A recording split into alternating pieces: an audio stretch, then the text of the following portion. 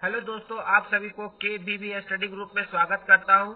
हम आपको honours paper political science semester 5 पूर्व 11 का आज आपको छठा चैप्टर बताएंगे। उदारवाद है। आपको 2 चैप्टर हम पहले बता चुके हैं, वही चैप्टर हम बता रहे हैं जो एग्जाम में आने वाला है और काफी इम्पोर्टेंट है। इसमें पहला क्वेश्चन होगा, उदारवाद किसे कहते हैं, उदारवाद के स्वरूपों का वर्णन करें। इसमें एक और क्वेश्चन बनेगा, प्यारे दोस्तों, उदारवाद की परिभाषा दें एवं इनके सिद्धांतों का वर्णन करें। लेकिन जो हम आपको आज कराएंगे वो उदारवाद किसे कहते हैं, उदारवाद के स्वरूपों का वर्णन करें। इसका जो दूसरा क्वेश्चन है वो भी काफी इम्पोर्टेंट है प्यारे दोस्तों। दूसरा क्वेश्चन, उदारवाद की परिभाषा दे एवं इनके सिद्धांतों का वर्णन करें। लेकिन जो हम आपको कराएंगे, उदारवाद किसे कहते हैं, उदारवाद के स्वरूपों का वर्णन करें। देखिए प्यारे दोस्तों, उदारवाद की परिभाषा तो हम बता रहे हैं, उदारवाद की परिभाषा बता रहे हैं, लेकिन उदारवाद की जो सिद्धांत है वो आपको बाद में बताएंगे। और उदारवाद किसे कहते हैं, दोनों मिक्स है, लेकिन उदारवाद का जो सिद्धांत है वो हम आपको अलग से इसका वीडियो बनाएंगे, काफी सरल तरीके से आपको फिर बताएंगे। सबसे पहले उदारवाद का जो पर्यायवाची शब्द होता है वो लिबरलिज्म होता है। इसकी जो उत्पत्ति हुई है वो लैटिन भाषा के लिबर से हुई है, जिसका अर्थ होता है स्वतंत्रता। उदारवाद जो बात करता है वो स्वतंत्रता पर बल देता है, व्यक्ति की स्वतंत्रता पर बल देता है। वे चाहता है कि व्यक्ति के ऊपर किसी प्रकार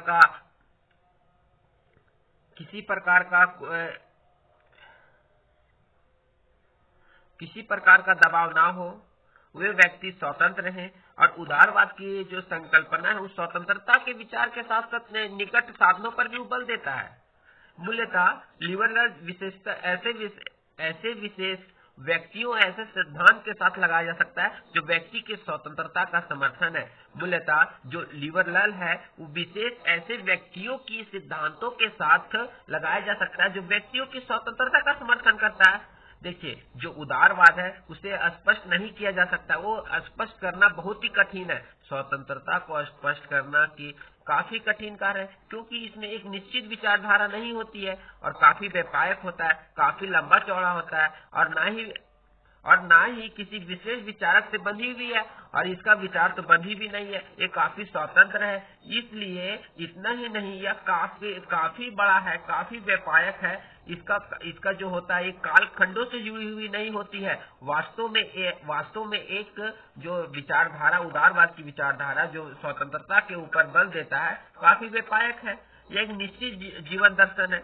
और जब स्वतंत्रता मिलेगी व्यक्ति को तो वो काफी अच्छे से जी सकता है, काफी अच्छे से रह सकता है। और जो है मानव प्रवृत्ति पर आधारित होता है, यानी मानव के अनुसार चलता है, मानव अपने अनुसार चलता है। अगर वो स्वतंत्र रहेगा तो अपने अनुसार चलेगा, वो किसी के दबाव में नहीं रहेगा, तो आराम से जी सकता है, खा सकता है, काम कर सकता है। और कुछ विचारकों का कहना है दोस्तों, लॉस्की ने कहते हैं कि उदारवाद की परिभाषा देना कोई सरल काम नहीं है, काफी विवाद स्तंभपूर्ण कार्य है, ये काफी कठिन कार्य है। इसका जो परिभाषा देना काफी सरल काम नहीं है, क्योंकि इसमें कुछ सिद्धांतों का समूह नहीं होता, कुछ सिद्धांत इसमें नहीं जाता, स्वतंत्रता पर कुछ सिद्धांत नहीं जाता। अगर उसके सिद्धांत दिया जाएगा तो फिर बंधा हुआ कहलाएगा। इसलिए इसके ऊपर कोई सिद्धांत नहीं दिया जाएगा, बल्कि यह दिमाग में रहने वाली एक आदत है। जब स्वतंत्रता होती है तो बल्कि दिमाग में रहने वाला एक आदत है, व्यक्ति को जो मन करेगा सो करेगा, स्वतंत्र तरीके से जिएगा, जो काम करने का मन करेगा सो करेगा।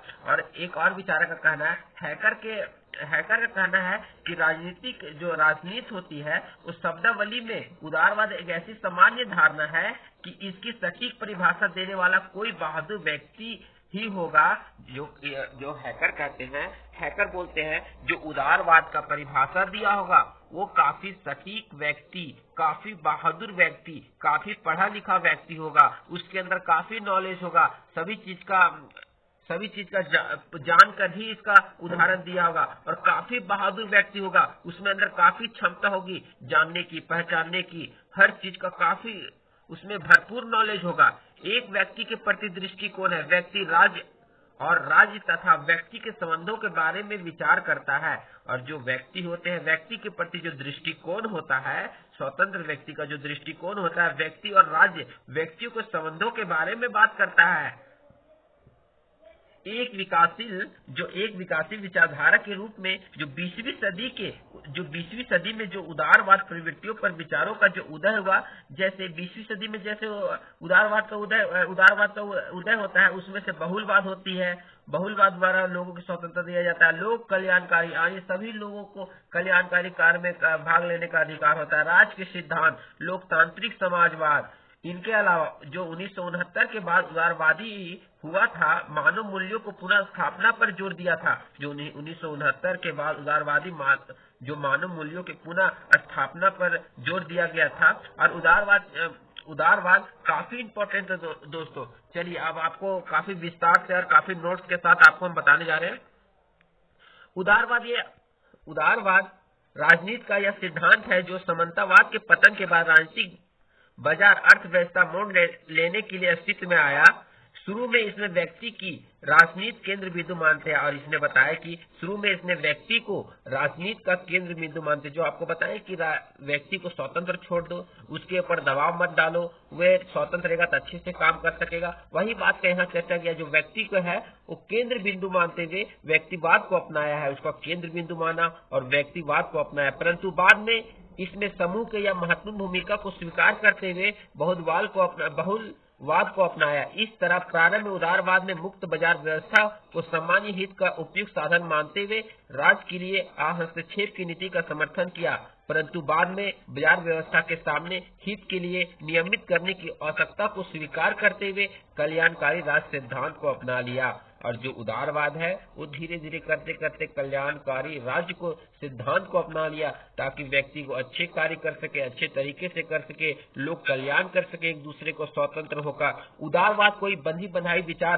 प्रणाली नहीं है। जो उदारवाद है किसी से बंधी नहीं है कि इसको करना ही करना है, आपका मन है, आपका स्वतंत्र है तो आप कर सकते हैं, नहीं है तो नहीं कीजिए। ये बंधी बंधाई विचारधारा नहीं है, बल्कि एक बौद्धिक आंदोलन है जो बदलती हुई परिस्थितियों में नई चुनौतियों का सामना करने के लिए नए विचारों का अपनाता चला जाता है। और जो बदलती हुई परिस्थिति, बदलती हुई परिवर्तन जो होती है, चुनौतियां जो सामने आती है, उसके नए विचारों का अपनाता चला जाता है। जैसे जैसे क्रांति हुई वैसे वैसे विकास होता गया, अस्त्र शस्त्र की भी उन्नति हुई, विकास हुआ, वैसे वैसे अपनाया चला गया कि नहीं हमको युद्ध हो रहा है तो यहाँ पे ये शस्त्र का उपयोग करना चाहिए, वहाँ पे ये हो रहा है तो यहाँ बम गिराना चाहिए, बम से ज्यादा होगा। ऐसे जैसे जैसे उत्पत्ति हुई वैसे वैसे अपनाता चला जा रहा है, जो व्यक्ति को यथासंभव अधिकतम स्वतंत्रता प्रदान करके सामाजिक प्रगति को बढ़ावा देता है।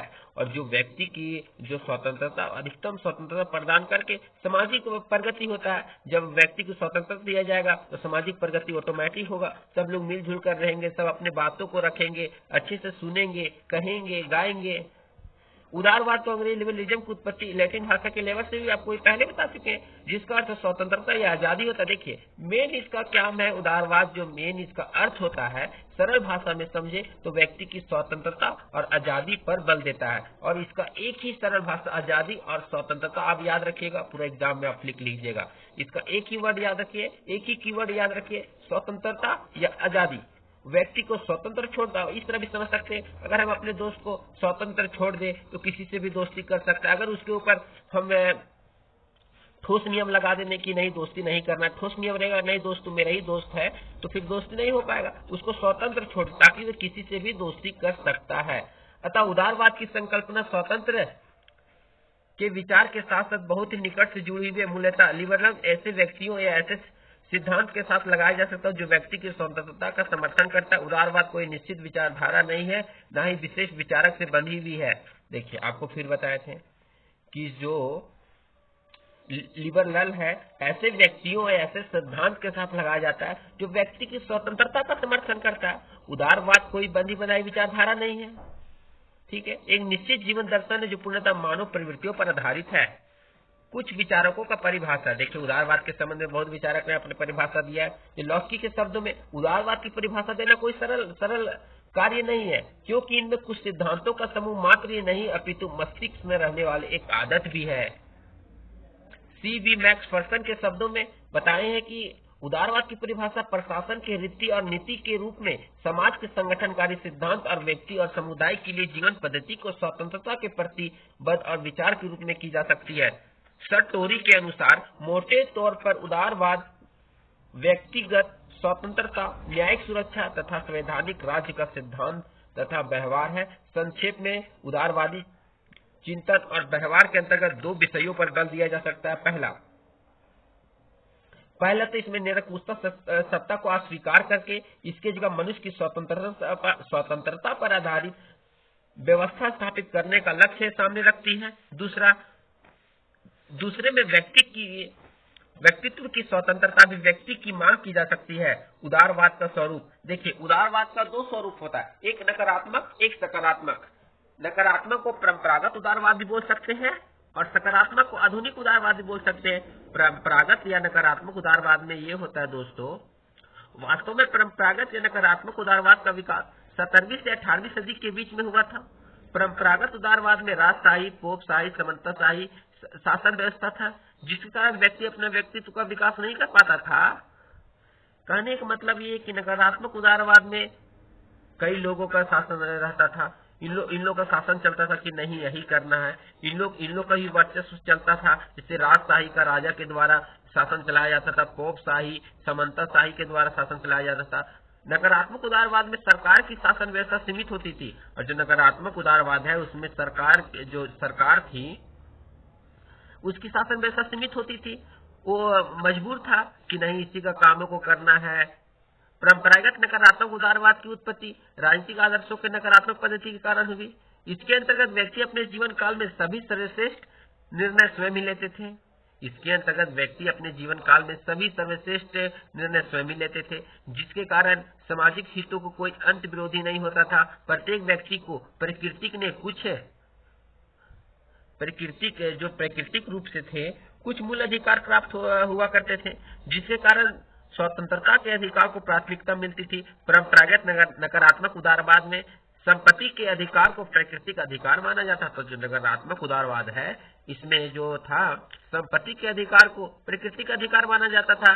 जो संपत्ति मिला है उसे प्राकृतिक द्वारा दिया जाता था, प्राकृतिक अधिकार माना जाता था, जिसमें राज्य एवं सरकार हस्तक्षेप नहीं कर सकती थी। जो प्राकृतिक द्वारा दिया गया है उसमें राज्य और सरकार हस्तक्षेप नहीं कर सकती थी। नकारात्मक उदारवाद को कई नामों से जानते हैं, जैसे परंपरागत उदारवाद। देखिए दोस्तों बहुत अच्छे से इसको समझिएगा, कई नामों से जान सकते हैं, कुछ भी आ सकता है, या परंपरागत लिखिए या शास्त्रीय उदारवाद लिखिए या हस्तक्षेप लिखिए, आपको लिखना पड़ेगा। नाम को अच्छे से देख लीजिएगा, उसके बाद अच्छे से आप लिख सकिएगा। कई नामों से जाना जा सकता है, परंपरागत उदारवाद, शास्त्रीय उदारवाद, हस्तक्षेप उदारवाद, मुक्त उदारवाद, चिर सम्मत उदारवाद, व्यक्तिवादी उदारवाद इत्यादि। नकारात्मक उदारवाद के समर्थन का नाम है lock, Adam Smith, Herbert Spencer, James मिल, बेंथम, थॉमस पेन, जेफरसन इत्यादि। नकारात्मक उदारवाद को व्यक्तिवाद उदारवाद कहते हैं। व्यक्ति एक विवेकशील प्राणी है। नकारात्मक उदारवाद दो शब्दों के मेल से बना है, व्यक्ति प्लस लोकतंत्र। नकारात्मक उदारवाद एक और विचार का बहुत अच्छा कहना है, लेसेट फेयर है। उनका कहना है व्यक्ति को खुला छोड़ दो, उसके ऊपर कोई नियंत्रण नहीं रखो, वह अपना विकास अच्छे से कर सकता है। जैसे आप लोग का दोस्त है, दोस्त को आप खुला छोड़ दो, अगर उनके ऊपर कोई नियंत्रण नहीं रखेंगे तो दोस्त अच्छा से विकास कर पाएगा, अच्छा से रह पाएगा, अच्छा से स्वतंत्र रहेगा, अच्छे से कामों को कर सकेगा। अगर उनके ऊपर हम कठोर नियम लगा दे तो काम भी नहीं कर सकेगा, उनका विकास भी नहीं हो पाएगा, वो खुला से जी नहीं सकेगा। यही इनका कहना है। और हस्तक्षेप, राज्य को व्यक्ति के जीवन में किसी प्रकार का हस्तक्षेप नहीं करना चाहिए, और जो राज्य है वो व्यक्ति के जीवन में किसी प्रकार का हस्तक्षेप नहीं करना चाहिए। जब राज्य हस्तक्षेप नहीं करेगा वह विकास अच्छे से कर सकता है। जब व्यक्ति के जीवन में राज्य हस्तक्षेप नहीं करेगा, जब दबाव नहीं डालेगा, तो व्यक्ति अच्छे से अपना जीवन जी सकते हैं, अच्छे से रह सकते हैं। दूसरा पॉइंट है आधुनिक या सकारात्मक उदारवाद। आधुनिक या सकारात्मक उदारवाद का आगमन 19वीं शताब्दी के बाद 20वीं शताब्दी के अस्तित्व में आया। तो सकारात्मक उदारवाद का आगमन पूंजीवादी व्यवस्था तथा मार्क्सवाद के विरुद्ध हुआ था। देखिए गौर कीजिएगा दोस्तों, जो सकारात्मक उदारवाद का आगमन हुआ था वो पूंजीवादी व्यवस्था, जो पूंजीवादी लोग थे, और मार्क्सवाद के विरुद्ध हुआ था। इनमें राज्य सरकार के शासन सीमित न होकर बल्कि व्यक्ति के कार्यों में हस्तक्षेप करने का अधिकार प्राप्त था। इसमें कहने का मतलब है, इसमें राज्य सरकार जो होता था उसका शासन सीमित न होकर बल्कि व्यक्ति के गलत कार्यों में हस्तक्षेप करने का अधिकार प्राप्त था। सकारात्मक उदारवाद में, जो सकारात्मक उदारवाद था, किसी एक व्यक्ति का कल्याण न करके सभी का कल्याण पर विश्वास रखते थे। सकारात्मक उदारवाद थे बोलते थे किसी एक व्यक्ति को बल नहीं देंगे, सभी व्यक्ति को बल देने का प्रयास करेंगे ताकि सब लोग अच्छे से विकास कर पाएंगे। सकारात्मक उदारवाद अधिकांश स्वतंत्रताओं को प्राकृतिक नहीं मानता था बल्कि उन्हें राज्य द्वारा निर्मित मानता था। जो सकारात्मक उदारवाद है वो अधिकांश स्वतंत्रताओं प्राकृतिक नहीं मानता था, प्रकृति में बल नहीं देता था, वो राज्य द्वारा निर्मित मानता था तथा समस्त अधिकारियों का उपयोग केवल सामाजिक संदर्भ में किया जा सकता था, व्यक्तिगत हित के लिए नहीं। उपयुक्त तथ्यों में नकारात्मक और सकारात्मक उदारवाद को देखते हुए हम कह सकते हैं कि नकारात्मक उदारवाद में सरकार की शासन व्यवस्था सीमित होती थी। जो नकारात्मक उदारवाद है उसमें जो सरकार की शासन व्यवस्था होती थी सीमित होती थी, तथा जो सकारात्मक उदारवाद में उसमें लोक कल्याणकारी राष्ट्र के रूप में कार्य करता था तथा दोनों एक दूसरे के विपरीत है। इसको कई नामों से जाना जाता है, जैसे आधुनिक उदारवाद, संशोधनात्मक उदारवाद, सुधारवादी उदारवाद, सामाजिक उदारवाद, लोक कल्याणकारी उदारवाद कहते थे।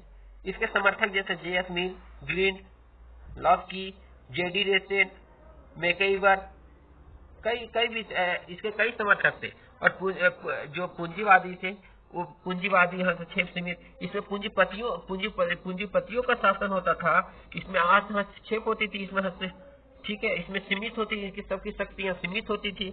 उदारवाद का जनक किसे कहा जाता है? एक नंबर का क्वेश्चन जो एग्जाम में आ सकता है, इसलिए आप उससे एक नंबर का भी क्वेश्चन बता दें। उदारवाद का जनक है जॉन लॉक। उदारवाद का आर्थिक औचित्य है एडम स्मिथ को। परंपरागत या नकारात्मक उदारवाद का समर्थक है John Locke, James Mill, J S. Mill, Bentham इत्यादि। इस तरह आपका ये चैप्टर पूरा कंप्लीट हो गया। अब आपको आपके सामने बहुत ही जल्दी दूसरा चैप्टर लेकर आएंगे और इसी तरह काफी सरल भाषा में समझाएंगे, और वीडियो को आप पूरा देखिएगा, उसके बाद ही आपको समझ में आएगा। और आपको पीडीएफ चाहिए तो आप कमेंट कर दीजिएगा, पीडीएफ भी आपको साथ में दे दिया जाएगा।